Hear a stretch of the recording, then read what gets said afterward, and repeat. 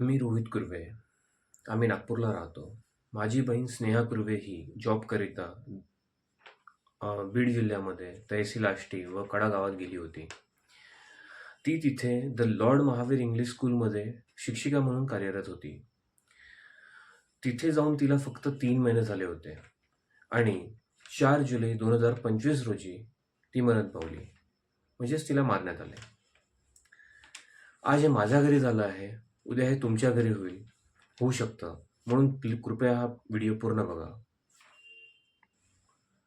मागे मी जो व्हिडिओ टाकला होता तो व्हिडिओ खूप मोठा झाला होता आणि त्या व्हिडिओमध्ये मी पूर्णपणे बोलू शकलो नाही, म्हणून मी हा एक अजून व्हिडिओ टाकलेला आहे. जेव्हा आम्ही पहिल्यांदा कडा गावात गेलो त्यावेळेला सर्वात आधी आम्ही तिच्या रूममध्ये गेलो. तेव्हा तिथे बघितलं की तिने स्वयंपाक बनवून आणि जेवण करून ती स्कूलमध्ये गेली होती. आणि सोबत सोबत आणि जे तिने स्वयंपाक बनवलेलं होतं, आम्ही जेव्हा 14-15-16 दिवसानंतर गेलो तर ते अन्न सर्व खराब झालेलं होतं. ते आम्ही बघितलं. त्यानंतर आम्ही पहिल्यांदा जेव्हा पहिल्या दवाखान्यात गेलो जिथे तिला ॲडमिट करण्यात आलं, त्या मॅमला आम्ही विचारपूस केली आणि त्या मॅमला आम्ही विचारलं. त्या मॅमने आम्हाला सांगितलं की ती एकदम ठीक होती, तिला काही झालेलं नव्हतं. त्या डॉक्टरने फक्त तिला सलाईन लावली आणि सोबत तिला त्यामध्येच रेंटॅक्सचं इंजेक्शन दिलं आणि त्यामुळे तिला थोडंफार थंडी वाजू लागली असं त्या डॉक्टरने सांगितलं. बाकी तिचं BP, पल्स रेट इत्यादी सर्व काही ठीक होतं, तिला काही झालेलं नव्हतं. एक अशक्तपणामुळे आम्ही तिला सलाईन लावली होती असं त्या डॉक्टरने आम्हाला सांगितलं. आणि त्यानंतर मग आम्ही स्कूलमध्ये गेलो. स्कूलमध्ये जाताना गेलो त्यावेळेला स्कूलवाल्यांना मी प्रश्न केला. तिथे प्रेसिडेंट अमित राठोड बसले होते. त्यांना मी प्रश्न केला की तुम्ही आम्हाला जेव्हा ऑन ड्युटीवर असताना तुम्ही आम्हाला कळवलं का नाही? तर त्यांनी गोष्टीला टाळाटाळ करत, म्हणजे त्यांनी आपल्यावर येऊ नये, म्हणजे त्यांच्या स्कूलवर कोणती गोष्ट आली नाही पाहिजे म्हणून ते खोटं बोलले. ते म्हणाले की ती ऑन ड्युटीवर नव्हती, आम्ही स्कूलवर असताना तिला पहिले घरी सोडून दिलं, ते घरून घरून दवाखान्यात गेली होती, ते असं बोलले. जेव्हा की ती ऑन ड्युटीवर असतानाच दवाखान्यात गेली होती आणि ते सुशांत वाघोले नावाच्या क्लर्कने तिला दवाखान्यात स्वतः सोडले होते. दुसऱ्या हॉस्पिटलमध्ये गेलो, जे प्रमोद भडगट नावाचं हॉस्पिटल आहे, स्कूलच्या ट्रस्टीचं हॉस्पिटल आहे ते. तिथे गेलो.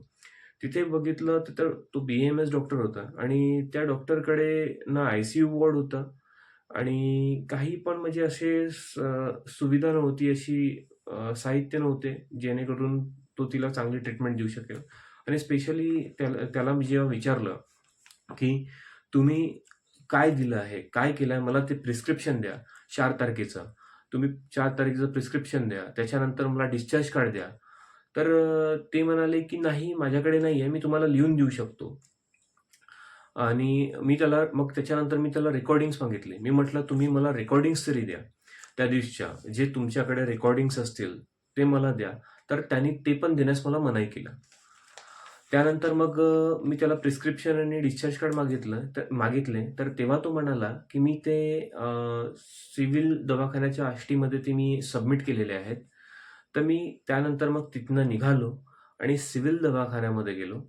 त्यांना तिथे विचारलं की डॉक्टरचे प्रिस्क्रिप्शन वगैरे जे आहेत, जिथे मी तिसऱ्या दवाखान्यामध्ये गेलो जिथे तिचं पोस्टमॉर्टम झालं. मी तिथे गेलो. त्या दवाखान्यामध्ये मी विचारलं की जे डॉक्टर भडगटनी जे सेकंड वाल्यानी जे ट्रीटमेंट केलं आहे त्याचं प्रिस्क्रिप्शन आणि मला ते डिस्चार्ज कार्ड द्या. तर ते म्हणाले की आमच्याकडे त्यांनी काही सबमिट नाही केलं आहे, ते आमच्याकडे डायरेक्ट त्यांनी आणली होती आणि तिला आणलं होतं आणि आम्ही फक्त पोस्टमॉर्टम केलं, त्याच्यावरती आम्ही काही केलं नाही. तर यावर मी त्यांना विचारलं की तुम्ही पोस्टमॉर्टम कुणाला विचारून केलं आणि का बरं केलं? तेव्हा त्यांनी मला सांगितलं की पोलिसांनी पंचनामा केला आणि हर्षल निकमनी सिग्नेचर केली आणि तेव्हा आम्ही पोस्टमॉर्टम केलं. बाकी तुम्ही पोलिसांना विचारा. याच्यामध्ये मग मी तिथनं पुन्हा डॉक्टर भडगटला कॉल केला. डॉक्टर भडगटला मी कॉल केला आणि त्याला सांगितलं की तुमचे जे प्रिस्क्रिप्शन आणि डिस्चार्ज कार्ड आहे ते इथे सबमिट नाही आहेत. तर त्यांना विचारलं ते कोणाकडे आहेत? ते म्हणाले पोलिसांकडे असतील. म्हणजे ते टाळाटाळ करण्याचा प्रयत्न करत होते. त्यांना द्यायचं नव्हतं कोणतं पण, ते टाळाटाळ करण्याचा प्रयत्न करत होते. मी पोलिसांना फोन केला. पोलीस म्हणाले की ते माझ्याकडे पण नाही आहेत. त्यांच्याकडे पण ते सबमिट केलेले त्यांनी नाही आहेत. ठीक आहे. मी पुन्हा डॉक्टर भडगटला फोन केला. डॉक्टर भडगटला म्हणालो, म्हणजे सेकंड हॉस्पिटलला जिथे तिचा मृत्यू झाला, त्या डॉक्टरला मी फोन केला. तर जेव्हा त्यांना फोन केला ते म्हणाले, "ठीक आहे साहेब," म्हणे, "मी तुम्हाला 2 दिवसात पाठवतोय." तर 2 दिवसात पाठवतो ते म्हणाले मला. तर मी म्हणालो, "मला जायचं आहे." तर ठीक आहे म्हणाले, "मी WhatsAppवर तुम्हाला पाठवून देणार." तर मी त्यांना 2 दिवसांनी कॉल केला. 2 दिवसांनी कॉल केला. त्यानंतर त्यांना मी प्रिस्क्रिप्शन, डिस्चार्ज कार्ड आणि व्हिडिओ रेकॉर्डिंग्स मागितल्या. व्हिडिओ रेकॉर्डिंग्स जेव्हा प्रिस्क्रिप्शन, डिस्चार्ज कार्ड आणि व्हिडिओ रेकॉर्डिंग्स जेव्हा मागितल्या, तेव्हा ते म्हणाले, की "कुर्वे माझ्याकडे नाही आहेत. तुम्हाला पहा, तुम्हाला जे करायचं तुम्ही करू शकता. माझ्याकडे नाही आहेत." ते या शब्दात बोलले. ठीक आहे. या शब्दात बोलल्यानंतर मग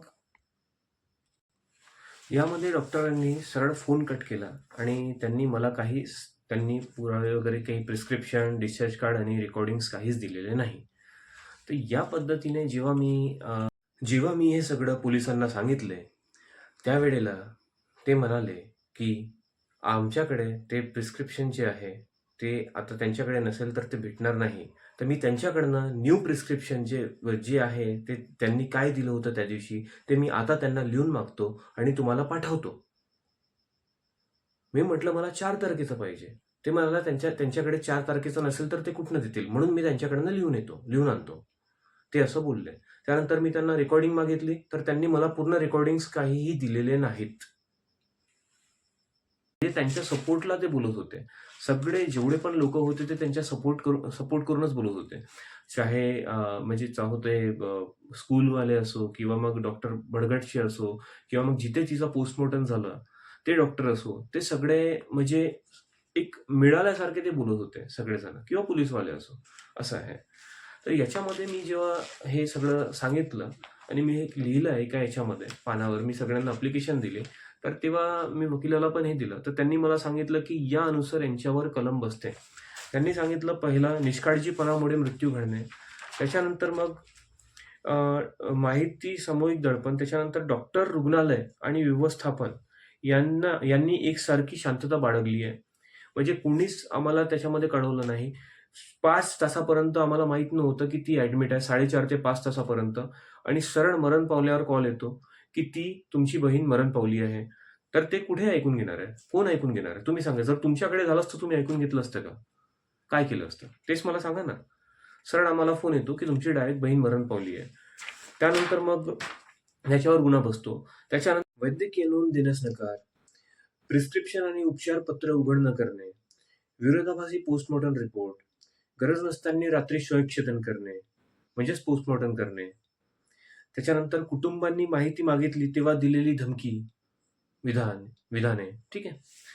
तर ते सगळं आहे आणि यावर मी त्यांच्यावर जेव्हा मी गुन्हा दाखल करायला गेलो, त्यावेळेला ते म्हणाले, की याच्यावर एफ-आय-आर होत नाही.